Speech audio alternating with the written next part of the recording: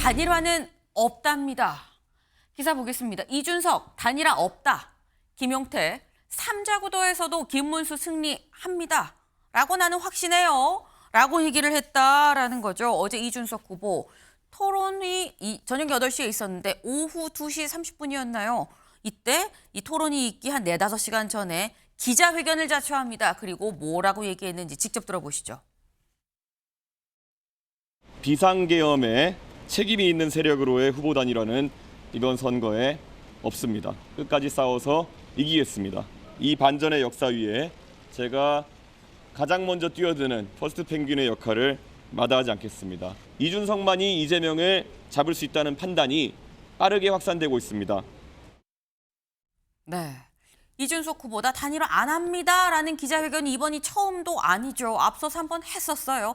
그리고 난 다음에도 각종 토론회나 기자들의 질문은 다 단일화 합니까 안 합니까에 쏠려 있었는데 어제 다시 한번 기자회견을 자처해서 나 단일화 진짜 안 해요 라고 다시 한번 얘기를 했다라는 거죠. 이쯤 되면 그래 진짜 단일화 안 하려나 본데 라는 생각이 듭니다. 그래서 이제 김용태 비대위원장도 어제 이렇게 얘기를 했습니다. 들어보고 오시죠. 개혁신당에서 단일화할 생각이 없다라는 입장을 계속 밝힌다면 저희도 그 뜻을 존중할 필요가 있다고 생각이 들고요. 앞으로 단일화가 없더라도 저희는 3자 구도에서 김문수 후보가 이길 수 있다는 확신이 있습니다. 네.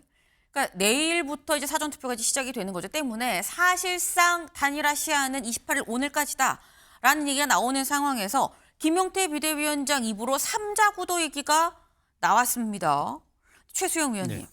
사실 사전투표가 시작이 돼도 단일화야 투표 이 선거 6월 3일 되기 직전까지도 얼마든지 일어날 수 있는 거긴 합니다만 김용태 비대위원장이 3자 구도로도 우리 승리할 수 있다라는 얘기를 한 거면 국민의힘은 이제 단일화의 미련이 없는 겁니까? 사실상 없어진 게 아니라 사실 네. 이제는 끝났죠. 불가능하죠. 할 그러니까 수가 없는 거예요. 왜냐하면 네. 자 보십시오. 6월 3일 전에만 해도 된다는 얘기가 있는데 사전투표 지난 대선이 39%였어요. 그럼 39%표가 다 날아가는데 그 단일화는 어떤 단일화입니까? 그러니까 이제는 포기해야 되는 게 맞고요. 출구 전략 짜야죠. 출구 전략 짜는데 이제 그 출구 전략의 가장 큰 핵심 키워드는 네. 우리도 3자 구도에서도 이길 수 있다는 얘기가 되는 겁니다. 근데 지금 이제 벌써 국민의힘 내부에서 나오는 캠페인 전략이 준찍명, 이준석을 찍으면 이재명이 된다. 이제 이런 이제 얘기를 함으로써 아직까지 이제 그 약간 연성 지지층이죠. 왔다 갔다 하는 이제 스윙 보터들이나 아니면은 조금 말하자면 보수지만 네. 좀 개혁 보수를 지향하는 사람들에게 우리에게 표를 몰아줘야 우리가 이길 수 있다. 분산시키지 말아달라라는 얘기를 합니다. 그러니까 저는 이럴 때 생각나는 게 과거 이인재 의원이 이제 출마했을 때 그때 생각이 나는 게 그때 그분이 이제 97년 선거 때 네. 나와서 한 500만 표 얻었죠. 근데 이런 논란이 벌어지니까 그때 이런 얘기 합니다. 그때 이제 누굽니까? 자기 자신을 찍으면은 네. 이인재를 찍으면 이인재가 됩니다라는 명언을 남겼습니다. 근데 이제 이준석 의원이 이제 그 얘기를 이제 아마 할 겁니다. 이준석을 찍으면 이준석이 된다는 얘기를 하겠지만 그렇지만 마지막 부동층에서 일종의 지금 그 이재명 후보가 꼭 당선되면 안 된다고 생각하는 그런 전략적 투표를 하는 분들은 아마 이 준찍명이라는 캠페인에 대해서 마지막까지 좀 고민을 하게 되지 않을까 저는 그렇게 생각이 됩니다. 지금 준찍명 캠페인이 국민의힘에서 이제 슬슬 나오고 있다라고 말씀을 하셨어요. 저희 지금 저희가 방송을 하는 도중에 김재원 비서실장이 한 언론 이 인터뷰를 하면서 이런 얘기를 했다고 하면 사실 어제 밤 10시에 토론회가 끝난 다음에 이준석 후보를 찾아가려고 했었다라는 거죠. 김문수 후보가 직접 찾아가려고 했었던 건지 김재원 비서실장이 찾아가려고 했었던 건지 찾아가려고 했는데 근데 이준석 후보가 오지 말라고 이미 일전에 거부한 적이 있어서 계획을 세웠다가 실제로 실행에 옮기지는 않았다라고 합니다. 이걸 보면 국민의힘 입장에서는 뭔가 그래도 한 번만 더 혹시 단일화 하자라는 손을 지금 이 포기를 하지는 않은 것 같은 그런 상황이 말씀처럼 지금 안 하는 게 아니라 못 하는 상황인 거다라는 취지의 얘기인 건데 준찍명 얘기하셨죠. 한 선대위원장이 이 언론 인터뷰에서 이렇게 얘기를 했다고 합니다. 같이 볼까요?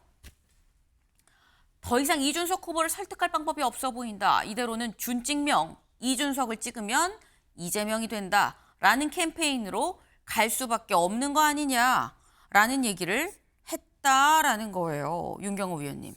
준찍명 캠페인의 파괴력 얼마나 된다고 보십니까? 그러니까 범보수이니까 단일화 명분이 있습니다. 뭐 이런 논리 아니겠어요? 그러니까 이재명이라는 진보 개혁 세력에 맞서는, 물론 권영국 후보도 있습니다. 진보 개혁 세력에는. 그러나 어저께 밤에 마지막 노력을 왜 기울이려고 했을까? 지난 20대 대선에서 안철수라는 후보가 토론회 직후에 새벽에 그만두겠다 이렇게 결정을 했잖아요. 이제 그런 것들에 대한 기대 아닐까 싶은데, 저는 아무리 범보수라고 같은 생각이다라고 한들 이제 이준석이라는 후보에게 보내는 지지율이 뭐 8% 9% 된다면서요. 제3지대를 원하는 사람들이 거기에 혹시 뜻을 두고 있을지도 모르잖아요. 그러면 이준석 개인이 생각을 바꾼다 한들 안철수처럼 그 지지층은 뭐가 되느냐 이거죠. 이게 과연 대의제 민주주의의 제대로 된 구현이냐. 그래서 차라리 단일화 매 선거 때마다 이걸 되풀이하지 말고 선거법을 바꿔서 우리도 결선 투표라는 제도를 도입을 합시다. 결선 투표 도입하면 뜻이 같은 사람, 비슷한 사람끼리 나중에 손잡아서 다른 사람에게 맞설 수 있잖아요. 그런 떳떳하고 합법적인 방법을 왜 강구를 하지 않고 매 선거 때마다 마지막에, 그것도 뭐 인쇄가 다 돼 있는데 그걸 무효화시킬 정도의 단일화를 하자. 이거 정말 후진적이지 않아요? 그리고 나중에 다 밝혀지지만 단일화한다 그러면 뒷거래가 뭔가 있는 거 아니야라는 얘기를 하잖아요. 뭐 당권을 보장해줬다. 당권을 보장해주는 건 경제적인 보상이 아니에요? 그것도 크게 보면 그럴 수 있잖아요. 선거법 위반일 수 있잖아요. 그런 네. 오해를 불식시킬 수 있으니까 단일화 얘기를 할 수 있는 그 정열을 가지고 결선 투표 차라리 도입하는 제도를 바꾸는 노력을 기울이는 게 또 5년 후에 이런 거 반복 안 되는 방법 아닐까 싶습니다. 네, 지금 말씀은 단일화 하니 많이 이런 이 논란 공방하지 말고 그냥 결선 투표 도입하자 뭐 이런 말씀을 지금 하셨어요. 근데 그 말씀 중에 이런 게 있었죠. 이준석 후보를 지지하는 사람들 중에서는 제3지대를 지지하기 때문에 이준석 후보를 찍는 사람들도 있을 텐데, 그럼 이 사람들은 만약에 이준석 후보가 김문수 후보랑 단일화를 한다 그러면 김문수 후보한테 가겠느냐라는 말씀을 하셨어요. 그래서인지 국민의힘 내부에선 이런 얘기도 나옵니다. 김행 전 대변인 얘기 잠깐 들어보고 올까요? 이제 저희 측에서는 자체 자각론도 솔직히 있는 것도 사실입니다.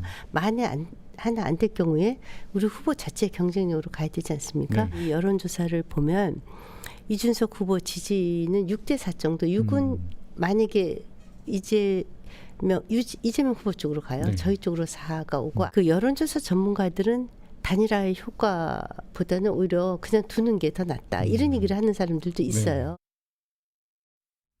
지금 김행 단장의 얘기는 이런 거예요. 그러니까 지금 이준석 후보 지지자의 비중을 봤을 때 6은 이재명한테 가고 김문수한테는 4가 온다. 그러니까 그냥 두는 게 날 수도 있다라는 얘기를 지금 하고 있는 건데, 최수영 의원님.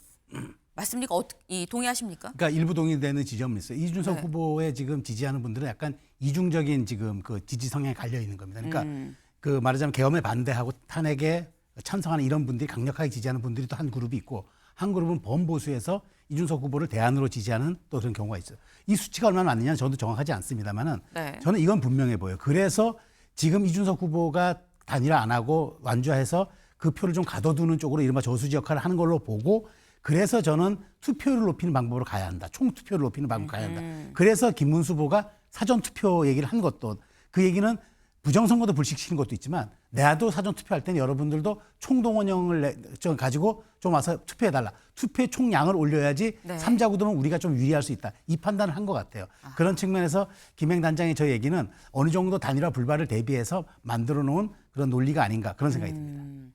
지금 말씀은 그렇기 때문에 관건은 그렇다고 치면 투표율이 될 수도 있다라고 말씀을 하셨어요. 재외국민 투표의 경우에는 역대 최고 투표율이 나왔다라고 하죠. 내일부터 사전투표가 이제 시작이 되는데, 내일부터 시작되는 사전투표, 그리고 이제 6월 3일 본투표까지 투표율이 얼마나 될지도 좀 주목해 볼 포인트가 아닌가라는 생각이 듭니다. 다음 키워드로 넘어가 볼까요?